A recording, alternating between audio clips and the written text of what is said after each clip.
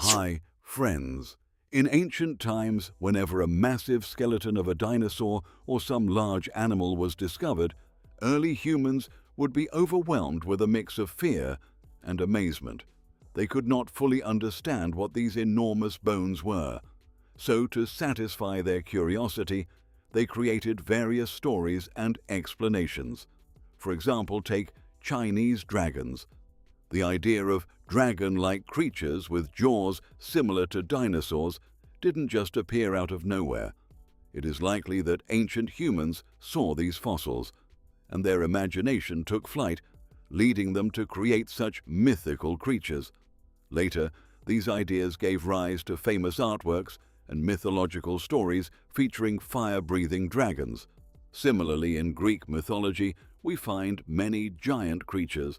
It is believed that characters like the griffin may also have been inspired by ancient fossils. Most of the time, complete skeletons were not found.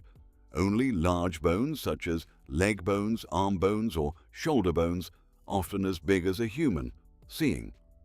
These ancient humans likely assumed they belonged to giant humans or supernatural beings like giants or jinn. This is how the concepts of giants and mythical beings may have originated, along with stories that these creatures fought each other and eventually perished. However, modern humans have moved far beyond such assumptions. Through scientific research, fossils are now well understood. Fossils have been discovered almost everywhere in the world, and scientists are using them to reconstruct maps of the ancient world. In our own region, Pakistan and India, numerous fossils have been found. Areas like Balochistan, Dera Ghazi Khan, Pothohar and Sindh were once home to gigantic animals millions of years ago. But in these same regions, a massive mammal called Baluchitherium was also discovered. Similarly, when traveling on the motorway from Lahore to Islamabad, you pass through the Salt Range, where rock formations indicate ancient seabeds that are millions of years old. This region is rich in fossils. In Egypt's desert, there is also a valley where skeletons of ancient whales millions of years old can still be seen, telling the story of Earth's distant past. Now the question arises, why do we find so few fossils? So the reason is that fossil formation is a very rare process. For a fossil to form, the body of a dead organism must be quickly buried under layers of mud, sand, or other sediments so that it is protected from decay or scavengers. Over time, more layers accumulate on top, and over millions of years, these layers harden into rock. As the Earth's structure changes, these rocks appear as mountains or valleys.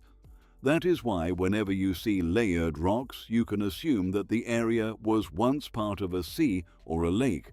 Fossils have both an advantage and a limitation.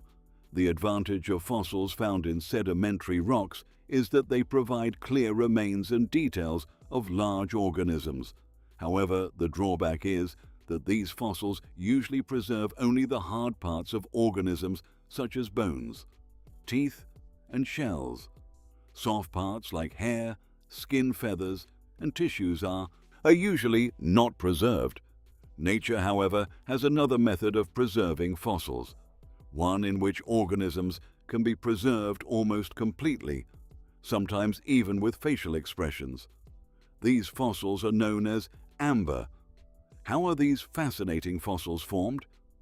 In mountainous regions, pine trees release a thick, sticky substance called resin.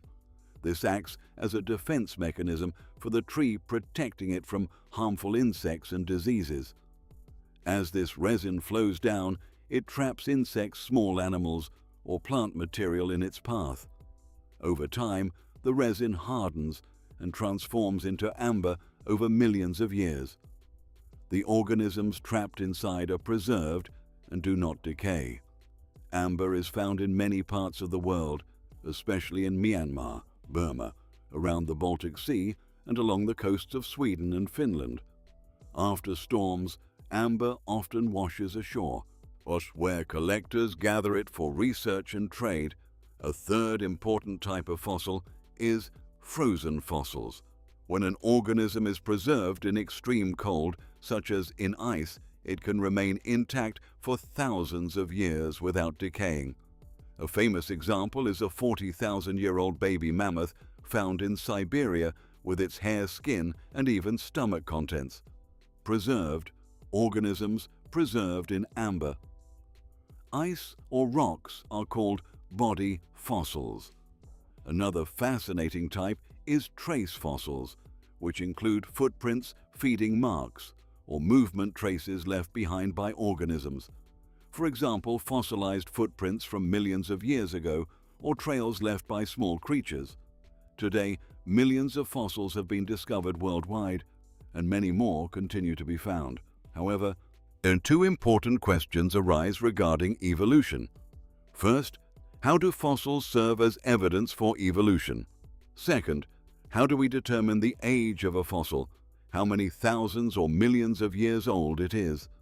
These are very important questions, and the entire theory of evolution largely depends on their answers. If these questions cannot be answered correctly, the theory would be weakened